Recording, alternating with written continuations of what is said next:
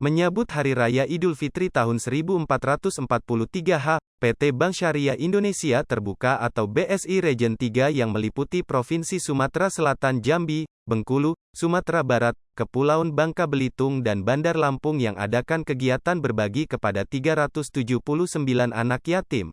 Dalam melaksanakan kegiatan berbagi kepada anak yatim, BSI berkolaborasi dengan LAZNASBS MUURO 2.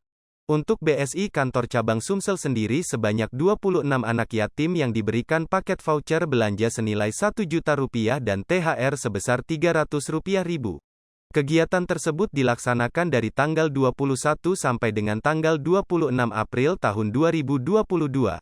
RCEO Region 3, Al-Huda Janis mengatakan bahwa kegiatan ini dilakukan sebagai komitmen BSI Region 3 untuk memberikan manfaat kepada duafa.